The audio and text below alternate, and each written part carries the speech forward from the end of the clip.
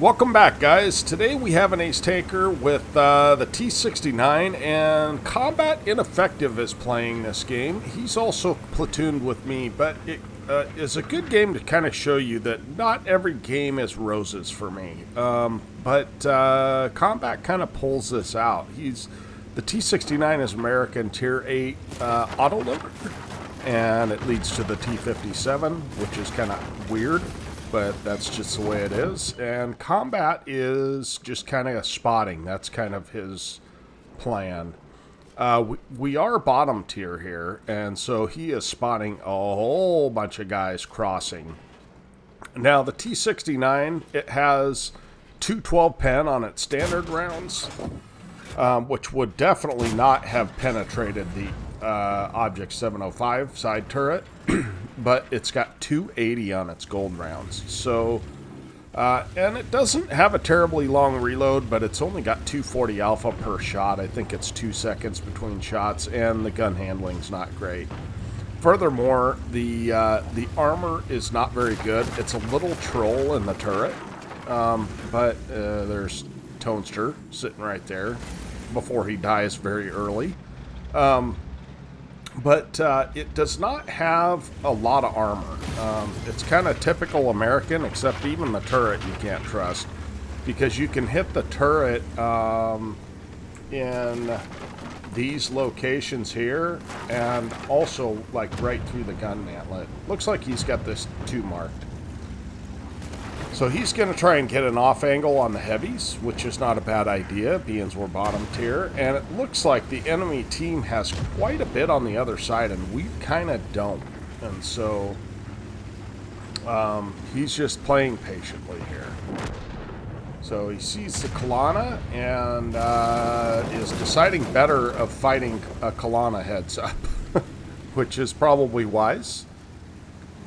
He does spot out the XM, and the XM spots him. So, so looking at the map, they are possibly losing the other side. But we'll have to keep an eye on that. Now, the Kalana is a perfect target. He's isolated, and when you have an autoloader, that's what you're looking for, is isolated targets. So Combat decides he's going to kind of hide behind the buildings while the heavies are fighting, and hopefully get a nice shot on this Kalana, which he absolutely does. So, not sure I would be pulling out in front of that 257, but nevertheless he gets away with it, and he fires his last round. So with these autoloaders, they're kind of tough to play. I like to play them in the city if I can, if there's off angles in the city, which is exactly what he did, and we talked about that before we started the game. So, although he's 2 marked, so I shouldn't be telling him anything, right? Especially since I died, like, with 1 shot of damage. So, I don't claim to be pro, you guys. I just, I like to play the game, and I like to teach people how to play the game and things that I know from my unworldly amount of games. I don't know how many I got, but too many. So Combat is running for his life because there are an Object 705, a 257, a 50B, and 2 XM57s, none of which his tank are equipped to handle, especially at range. So if you end up getting this tank, one of the things that you want to do is play off angles. You don't want to shoot shot for shot with people because your alpha's low, your turret's not very good, and your gun handling's bad. So with this setup, he's got, and this is about as good as the gun handling gets too. He's got standard equipment, but he's got a vents, and he's got optics, and then he's got the doggone, I can't remember the name of it, but the not the rotation mechanism, but vert stabs, I'm sorry. So senior moment, I guess. At any rate, he is kind of, they need to clear off a side, but he is bottom tier. This is not his problem to deal with, right? He does not need to be the guy taking the hits. Although he's going to take one because he is slow. So the Contradictus hits him, but this M48 Patton actually plays pretty well, and he's a pretty good player. So notice Combat is shooting the guy in the side and trying to make the guy fully turn his turret before he moves on. Oh, there's the light tank, and he is able to finish off the light tank. That is a huge kill. That light tank made a huge mistake. But I think the enemy team is in kill all mode right now.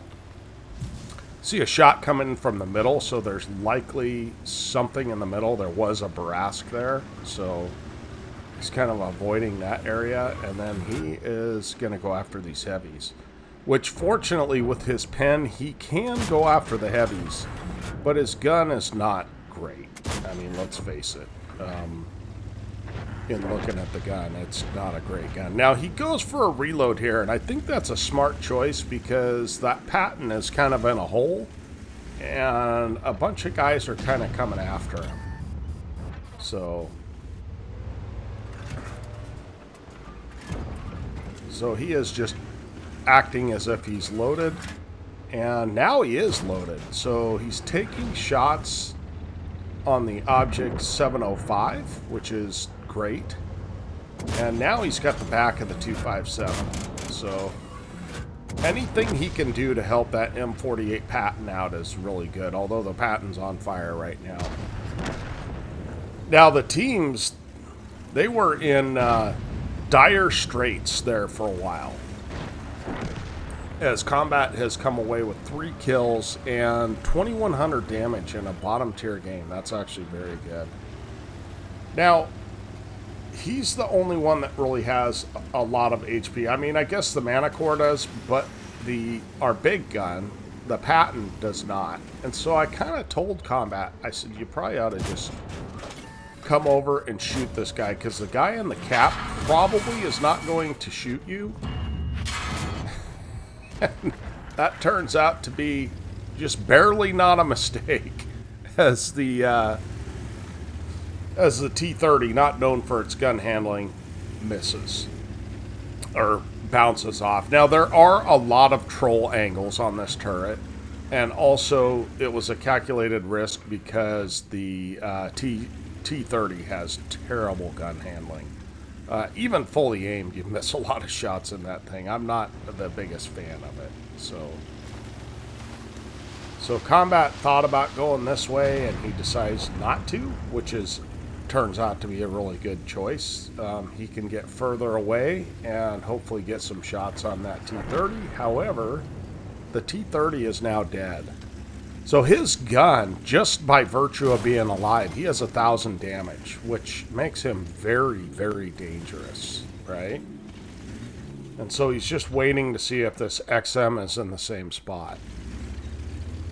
I mean, this is like a super carry when you think about it, because he has bottom tier, done 3,000 damage, 3 kills, and his Manicore has managed to stay alive, so this is almost assuredly a win. The only thing that Combat needs to do is to get into a position that he can actually hit this XM. And so that's what he's doing. He's coming up here to see if he can see the XM. And XM's behind a building right now, but he is no longer behind the building.